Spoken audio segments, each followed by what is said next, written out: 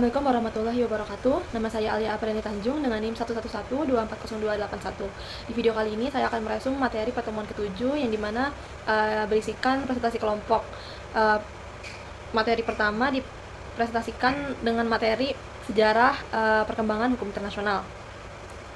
Jadi, sejarah hukum internasional ini terbagi ke dalam beberapa periode atau beberapa masa. Yang pertama ada masa klasik, yang kedua ada masa pertengahan, ada juga hukum internasional Islam, lalu hukum internasional modern, selanjutnya hukum internasional dalam sistem baru. Masuk ke dalam sejarah hukum internasional di masa klasik, periode awal hukum internasional di masa klasik ini merupakan periode awal di mana munculnya berbagai konsep-konsep dasar hukum internasional berasal dari perjanjian antar negara kuno. Selain dari perjanjian antar negara kuno, dapat juga dari hukum tertulis, lalu pemikiran filsafat dan sistem hukum. Contohnya adalah tahun 2100 sebelum Masehi di Mesopotamia ditemukan suatu traktat perdamaian.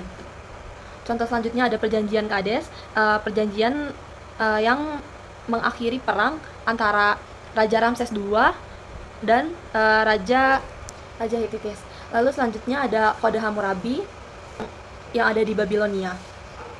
Lalu selanjutnya terdapat peradaban-peradaban di dunia yang berkontribusi dalam perkembangan hukum internasional, seperti peradaban India, peradaban Cina, peradaban Yunani kuno, lalu peradaban Romawi kuno.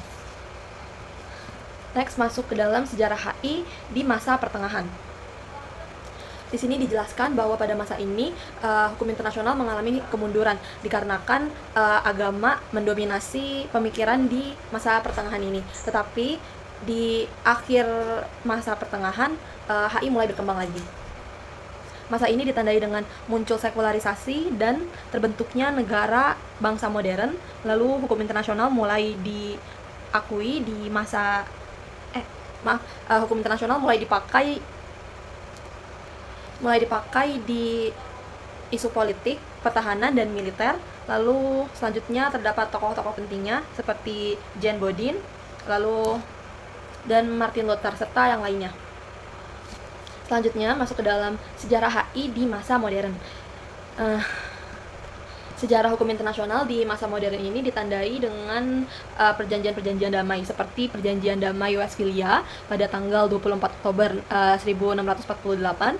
Lalu selanjutnya terdapat juga Perjanjian Damai Utrecht.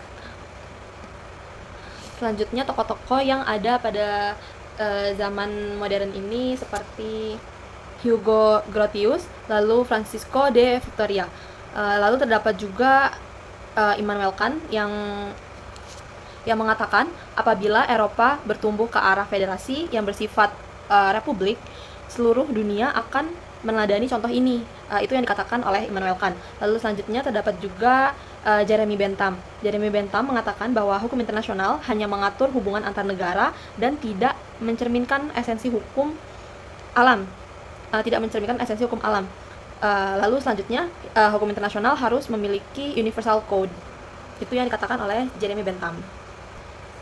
Selanjutnya ada di masa hukum internasional Islam. Jadi hukum internasional di era atau di masa hukum internasional Islam ini merupakan seperangkat aturan dan prinsip yang mengatur hubungan-hubungan eksternal umat muslim dengan umat non-muslim. Lalu Islam dibagi menjadi dua wilayah, seperti di wilayah yang menganut sistem Islam dan wilayah yang belum dikuasai oleh Islam. Lalu terdapat persamaan antara hukum internasional Islam dengan hukum internasional adalah suatu kumpulan aturan prinsip-prinsip umum hukum, lalu kebiasaan yang mengaku sifatnya tidak tertulis. Ya. Selanjutnya masuk ke dalam hukum internasional di sistem baru. Yang latar belakangnya adalah kesepakatan internasional dan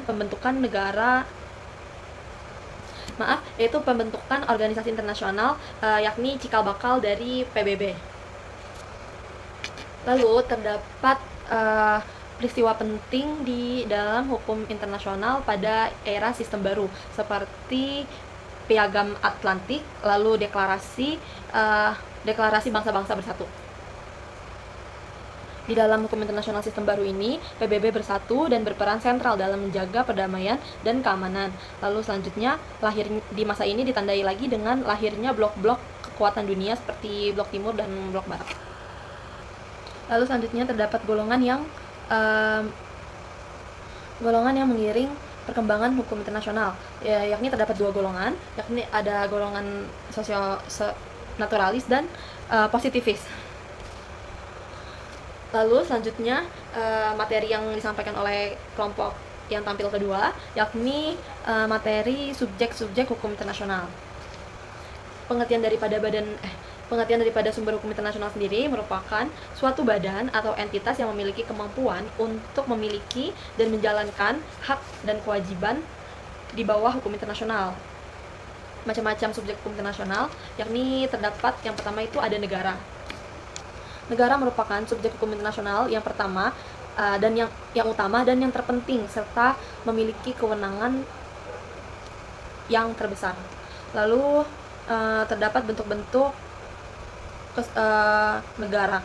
Yang pertama ada negara kesatuan, negara federasi, negara konfederasi, negara persemakmuran, negara mikro, negara netral, negara protektorat, negara kondominium, negara wilayah perwalian, lalu entitas yang memiliki hak. Selanjutnya terdapat hak dan kewajiban yang diatur oleh negara. Yang pertama ini hak untuk menentukan nasib sendiri. Terdapat self-determination. Yang pertama ini self-determination di era Liga Bangsa-Bangsa, yakni contohnya adalah kasus Kepulauan Alan. Lalu selanjutnya ada self-determination di era PBB yang ditandai dengan mulai mendapatkan pengakuan, lalu dicantumkan pada pasal 1 ayat 2 dan pasal 55 Piagam PBB. Perkembangan daripada self-determination ini terdapat dua, yaitu eksternal dan internal. Lalu contoh tuntutannya yaitu ada Gerakan Aceh Merdeka dan OPM atau Organisasi Papua Merdeka. Selanjutnya terdapat hak negara, contohnya itu hak untuk melaksanakan yurisdiksi. Selanjutnya terdapat kewajiban-kewajiban negara, salah satu contohnya yaitu kewajiban untuk tidak melakukan intervensi. Lalu selanjutnya ada prinsip non-intervensi dan pengecualiannya. Ada prinsip non-intervensi, yang kedua ada pengecualian larangan intervensi. Lalu selanjutnya terdapat subjek hukum yang kedua, yakni subjek hukum organisasi internasional. Organisasi internasional merupakan organisasi yang dibentuk oleh dua negara atau lebih yang memiliki legal capacity dan legal personality. Contohnya yakni ASEAN, lalu PBB. Masuk ke dalam subjek hukum yang ketiga, terdapat INGO. INGO atau International Non-Government, yaitu organisasi private internasional. Ini tuh seperti organisasi pembebasan. Selanjutnya ada individu. Individu dikategorikan sebagai subjek hukum internasional, yaitu person dalam hukum internasional. Contoh kasusnya itu kasus Alina Kozorowska. Lalu terdapat subjek hukum yang keempat, yang 1, 2, 3, 4, 1, 2, 3, 5. Yang kelima, yakni perusahaan transnasional. Perusahaan transnasional didirikan di suatu negara, tetapi beroperasinya di berbagai negara. Lalu subjek hukum internasional yang keenam terdapat ICRC. ICRC ini merupakan organisasi netral dan independen yang ada di Swiss. ICRC ini merupakan semacam organisasi kepala merahan yang fungsinya yaitu permohonan darurat Gaza, lalu ada rescue korban gempa bumi di berbagai belahan dunia seperti di Afghanistan. Lalu yang terakhir terdapat Belligerent. Belligerent ini merupakan pemberian label terhadap kaum pemberontak yang terjadi di suatu negara. Terdapat unsur dari Belligerent ini, yakni seperti terorganisir secara rapi dan teratur, menggunakan tanda pengenal, lalu menguasai secara efektif wilayah, lalu mendapat dukungan dari rakyat. Mungkin hanya segitu yang dapat saya sampaikan, kurang lebihnya saya mohon maaf.